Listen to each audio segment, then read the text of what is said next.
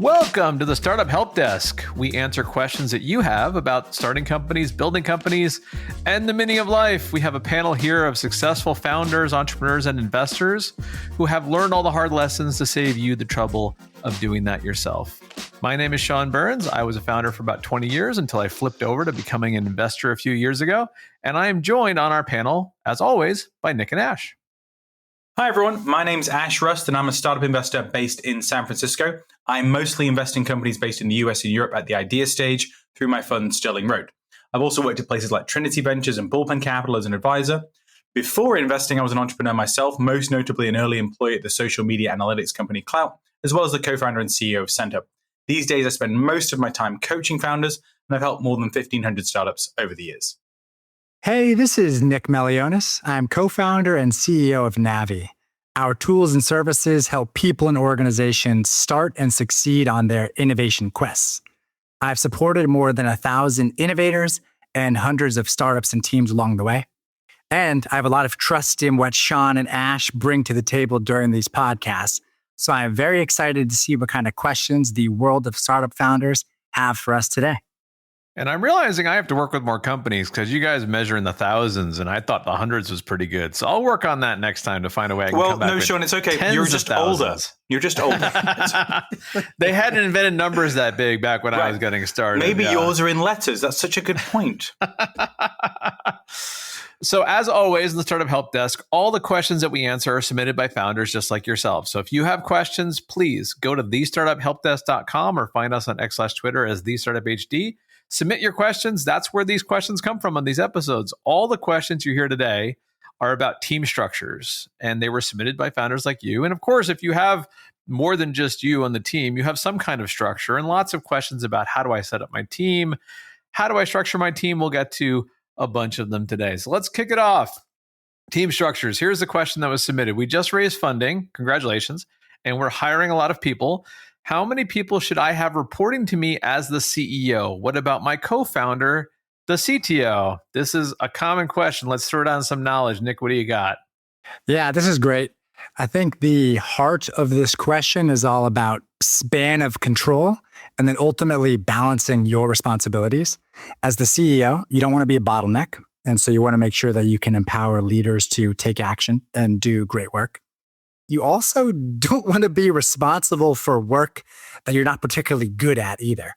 And so I think it is essentially a fabulous opportunity for you to delegate work to great folks.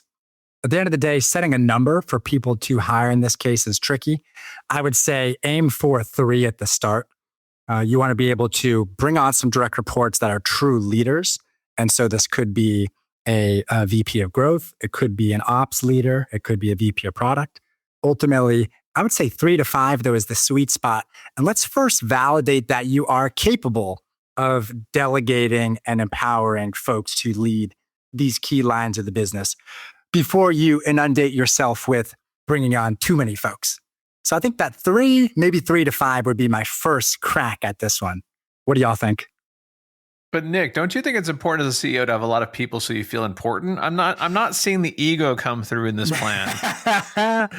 I know. I was hoping Ash would be able to give us the ego-fueled version of this. Yes, if you're looking for ego, I'm right here. Congratulations. I think speaking to that actually most appropriately, the main issue people have when they amass too many direct reports is this issue of accepting that you have to delegate management. I come out a little bit higher than Nick does. So I think 10 is about the absolute maximum of direct reports. And, if you're the CEO of a large company, you're going to have that many people probably at least. I do think there's a max on this because as a rule of thumb, you need to think about how many one-on-ones do you want to do every 2 weeks. That's the max number of direct reports you can support. So if you don't want to sit down for 30 minutes every 2 weeks with this person and talk about their feelings, congratulations, you don't want them to be your direct report. It's that simple. And if you can't really handle 5, then I would argue you might not really be a manager and it might be better to be an individual contributor. Ash, follow-up question. Jensen from NVIDIA is famous for saying he doesn't do one-on-ones. They're a waste of time. You sound like one-on-ones are required. I bet there's a lot of founders that are reading interviews with him and being like, I don't have to do one-on-ones anymore. But give us some counter examples about why you have to make room for that. Well, yeah, I mean, there's always going to be sensational founders who break the mold on certain things. And if you're the CEO of NVIDIA, feel free to ignore my advice on one-on-ones. However, if you are someone who's doing this perhaps for the first time, one-on-ones are really important because oftentimes we make a lot of managerial mistakes. And as an authority figure, it's very hard for people to provide feedback on that. And so the one-on-one is a space for you to both receive the feedback and to allow these direct reports of yours to vent and release that pressure, as well as an opportunity for you to give them some open and honest feedback about their performance too. So, for most managers, it's really essential. My sense is that Jensen is probably quite direct overall, as we've seen from founders like Andy Grove over the years, etc. And so if you have a style that means you don't need one-on-ones, great. But again, you probably need to be that successful in order to call that a reasonable policy. Nick, we need a quick fact check. Am I in fact the CEO of NVIDIA? I'm not sure. It could be true. Can you double check for me? And we're going to have ChatGPT, Gemini, and Grok do a little diligence on this one. Just keep an eye on the episode notes. Computer says no. The final answer. I got a related question here. So I think that you two also are perfectly fit to answer this as you coach, invest in, support early stage founders and really help them cross this chasm. So question is, how do you help a CEO transition from doing stuff, and in a lot of cases, doing almost everything that it takes to build the company, into this role of leading people and empowering people and delegating? Because at some point, of course, they need to stop doing stuff and actually let others go to work in fabulous ways. I mean, sometimes it is a very hard transition, and sometimes the founder actually is not good at it. You have to bring in somebody else who is. I talk about it as the difference between building the business and building the engine that will build the business. And so you start thinking about it as, sure, you could do sales, founder-led sales, but you can only have so many sales meetings. At some point, you have to build the engine of hiring the salespeople and training them so they can go out and sell, because a whole bunch of salespeople can just do more sales than you can. You're one person with one calendar. And that reproduces across every function, in marketing, in finance, across the board. So if the person really does want to grow, they have to start thinking about building systems and building the engine that will build the business instead of trying to build the business themselves brick by brick. But it's hard. I would say a good portion of founders do not successfully make that transition from being the IC who does everything and jumps in versus hiring people, delegating, and letting them manage whatever needs to be managed. My honest feedback is that I have to beg repetition over and over again. I'm like, please hire somebody so you can fire yourself from that job that you're a B+ at. And I mean, that's a good chunk of my day is that, honestly. Have you considered using AI for that, Ash? It might actually be good at delivering a repetitive message. Well, I'm also quite good at it, turns out. Founders, if you need help, just look for Ash GPT. It's a service. It's very affordable, $5,000 an hour. You can get hooked up. Okay, cool, guys. We need to answer more questions. Nick, tell us more questions about team structures. Let's do this. A founder asked us the following. They said, we have a small sales team that is working well, but my board wants me to hire a VP of sales. I'm worried it will distract us. When is the right time to bring in someone like that? Ash, want to take it away? Sure. I understand where founders are coming from when they want to resist these kinds of big company positions as a pretty early stage company, maybe when they get their first board member and this board member is now pushing for certain executive hires. However, you probably just need to think about it more as a head of sales rather than the VP title. And, what we're looking for here is someone who's going to run the sales team better than you are. And for most founders, unless you've got a lot of sales experience, there's going to be a lot of people out there who are going to be better than you at running the sales team once you've got that engine going and you've done your first founder-led sales. The other factor is that most fast-growing companies don't hire fast enough, so they end up kind of crimping their growth as they approach certain milestones because they just can't feed it anymore with with human resources. There's just not enough hours in the day for them to go into hero mode and do it themselves. And so their growth becomes slower and slower. So you will often find that seed VCs who are joining a board are pushing for those kinds of hires when a company is growing quickly, because they know the pattern is that a lot of people aren't going to hire enough and early enough. In general, I would tell people to do, if you've got a 5 to 10 person sales team, then think about a director of sales with maybe 3 years of experience. So you don't necessarily need to hire someone who's been a VP or anything like that. If it's over 10 people, then you probably do want to offer up the VP title, probably looking for someone with at least 5 years of experience. But regardless of what someone's title is on a sales team, they're on the sales team. So they have to sell. That includes VPs. Everyone must sell. And a VP, if they push back on that, well, they should be leading by example. Agreed. Because if they're not out there selling, how do they know what their salespeople are doing well? How do they know who they need to hire? Once you're a big company and you have dozens and dozens of salespeople, it is likely your sales leader is not doing individual deals themselves, but hopefully they're still joining sales calls. Hopefully they're still there's never a point when you stop selling. And stepping in to save deals. I think the other danger of the VP of sales that doesn't close is the one who's working on the pie in the sky deal that never comes. We've got something with Starbucks or Uber or Google that we're working on, and that he's leading or she is leading that. That tends to be a problem as well. But yeah, I agree with you. You can't expect them to close as many as the hungry SDR or hungry account executive, but they should have a number and they should be showing off that number out with pride, actually. Yeah. I mean, Benioff still jumps on sales meetings for Salesforce. I mean, if he can find the time, you certainly can find the time. The only thing I have to add is, if you're wondering if you waited too long to bring in somebody to run sales, the easiest way is, I hear this a lot from founders. I'm the CEO. My calendar is just full of interviews for individual salespeople. I just have no time because I'm spending all my time interviewing salespeople. That is a great sign that you should have hired somebody to run your sales team to, run the hiring process, because you will never have enough time once the team gets to a reasonable size. I mean, think about how many interviews you have to do to fill one sales role. Now, all of a sudden, if you want to go from a team of 5 to 15, that's a lot of interviews. You need somebody, and that has to be their job. This is why, by the way, this is also true of things like engineering. There's a point at which you become the bottleneck as the CEO or the founder. And you just don't, I don't care if you're working 996 or 24/7. It doesn't really matter. There's just not enough time in the day for you to do these things. You have to bring somebody in who can. And you think about it that way, that you're creating this time arbitrage where they can do nothing but work on this thing that's really important, versus you making it a part-time activity on top of everything else you have to do. That's how you scale. And honestly, there are many stories, as Ash said, of companies that were doing well that kind of hit a plateau of growth, not because the business couldn't keep going, but because the founders got in the way of the business being able to get to the next step. And it's always sad to see. There's lots of reasons for companies to fail, and maybe some of them are okay and better than others, but you sure as hell don't want to trip over your own shoelaces and face plant in the mud. I mean, come on. It's too hard to do this if you're going to do that. Preach it, Father. Can I get an amen?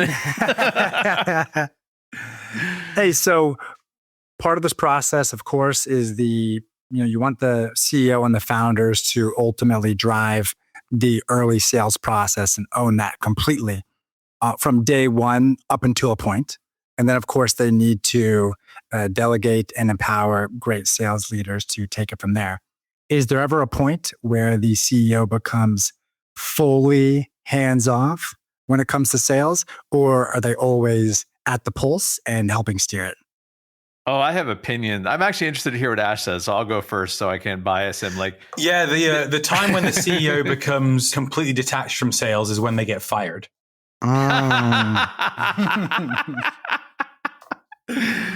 Oh, that's good. I was going to say, I mean, if you're the CEO of a company, you are the head of product, you are the head of sales, you're the head of everything. You're the CEO. Just because you have people working for you whose job it is to manage that function doesn't mean you don't do it. It means that hopefully you're working through these people and they can do the blocking and tackling and they can do the interviews. But I mean, you're the CEO. You're in charge of the whole company. There's never a point where you're like, I am the CEO of everything except sales. What would that even look like? Yeah, I'm with it. Yeah, you don't get to pick and choose what you work on. You're the chief editor. That's everything. Exactly. I will say this, as a CEO, the only thing that I don't think you should be working on are like all the little administrivia stuff about like processing like your financial statements and these, like you should have a fractional CFO or a full-time CFO who does all of that stuff for you. But you still have to monitor it, right? You still have to be involved in the decisions and be aware of what the consequences are. So I'm not even talking about the big ones. I'm talking about like the nuance and stuff. Like so many founders sit around trying to learn how to use QuickBooks or NetSuite. And I'm like, oh my God, let it go. Like don't do that. Yes, do that. Agreed. Like, yes, you should be in Salesforce because you're monitoring sales and doing pipeline and everything. But like, don't log into NetSuite. Have somebody do that for you. There's also like a pain management thing. Like don't as an executive force yourself to use the very worst software on the market, which is definitely like QuickBooks and NetSuite are definitely in the top. Salesforce is a top 10 contender as one of the worst software products, but because it's not top 5, you can spend time on it without giving yourself too much trauma. All right, let's move on to question 3. Okay, this one's for Sean and Nick. So we don't have any product managers on our team as our engineering team handles everything. Do we need product managers? And if so, when? Sean? I have run companies both with product managers and without them. I think there's lots of debate about this. Let's start off with a lot of it depends somewhat on what kind of product you make. If you make developer tools, you probably actually don't need product managers because your engineers are both the customer and the builders. And so they, hopefully, if you're creating developer tools for the kind of things they do, they should really understand that customer voice. If you create something obscure like accounting products, most of your engineers probably don't know how accounting works. And so someone has to be the bridge between the customer and what the engineers are doing. And really, at the end of the day, if you have a product function, its job is to be the voice of the customer and make sure the engineering team has the right priorities so they're spending their time most effectively. The engineering team doesn't always have the tools to figure that out. And so in the cases where they don't, that's where the product team comes in. A lot of engineers don't like product people because it gets in the way and I can move faster. And that's true. You can be very degenerate as a product function and hold back engineering, but the inverse is also true.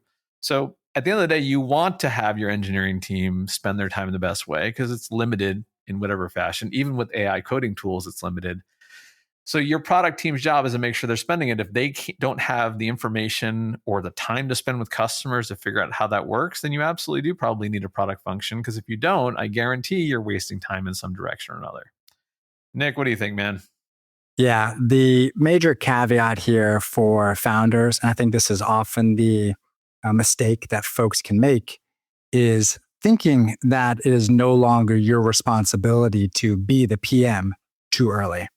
Ultimately, you are the ones that are closest to the problem. You also have to be the one as the CEO that is closest to the problem. And so that means that in the early days, you're the product manager. And ultimately, until you achieve product market fit, that's the case. At some point, the transition happens where you do have evidence of product market fit. You have, let's just say, more than one core feature and evidence that that feature matters. And you start seeing that your engineering team is perhaps either spending too much time with ambiguous responsibilities or spending too much time meeting, discussing, and deciding. Those are the clear signals that it is time to bring on one or more PMs to help lead that piece of the business. That being said, as Sean and Ash mentioned in the last question, your role as product manager continues until the end of time as the CEO of your company. Okay, but what if your engineers all hate product managers? That's probably par for the course for most companies. So I think that it is the cost of doing business in a lot of ways. But excellent product managers are folks that perhaps the engineering team can still hate, but respect massively because it allows them to buy back their time to do the things that they're good at and the things that they love. I mean, I love your positive spin, Nick. It's beautiful. Hopefully, product and engineering always have a healthy tension, just like marketing and sales. It gets bad if it's toxic, but there should be a push and a pull. Hopefully, that always is the way things are. Those checks and balances keep us going. I would like to say that, Nick, you mentioned ambiguous responsibilities. That is 1,000% the name of my. If I ever release an album of music, that is going to be the name of the album. Yes, that is fantastic. I'm going to pre-order that album. Count me in. That's right. Pre-order ambiguous responsibilities on Amazon Music. Sign me up for all the above. Pre-save it on Spotify, folks. Oh, yes. Things that nobody should ever be forced to listen to. Item number 1. Yeah, it could be your version of Baby Shark, Sean. Oh yes. Oh, man. So before we start singing those songs that are stuck in our head, that was a lot about team structures. Guys, is there any specific team structures mistakes in the more general sense that you see happen pretty often, like common errors that people can avoid? My favorite one right now is everyone thinks they should just hire 95% engineers and then no one else for any other functions. And then, of course, you end up with this huge bottleneck on customer success and customer support and operations, etc. So, yes, if you're a technology business, focus on technology, but that does not mean that the tissue paper and support networks are not important. I'll add another one. I think that the value of a meeting is always something that is in question. And you've seen some extreme examples where companies will say, our culture is no meetings or something of the sort. I've seen that not work out so well. Ultimately, you need to have meetings. You need to have ways for you and your teammates to make decisions. You need to be clear about why you are convening folks. You need to be clear about what folks' responsibilities are in those moments. But team structure is often a function of the processes that you build. And fewer amazing meetings is an incredible outcome. No meetings is quite tricky. I will leave it. The only observation I have to add is I see a lot of teams come out of a big tech company like Google or Meta, and they try to run their startup company like they remember their team running at those companies. You should never do that. Those teams at those big companies run certain ways for reasons, but often not for reasons. That is not like a perfect template you want to recreate. Not the least of which is you are not those companies, but you also have lots of other things to do. So make sure you look at actually best practices for a company like yours and don't just try to take your experience from a company that has many hundreds of thousands of employees and recreate it on a team of 10. That always drives me nuts. Okay, we've talked about team structure a lot. I've told some jokes. There were some laughs, not as many as I want. We'll work on that next time. We tried our best, Sean. Okay, Ash and Nick, as always, thank you for educating us about structures, teams, and the meaning of life. Hey, thank you both. Thank you.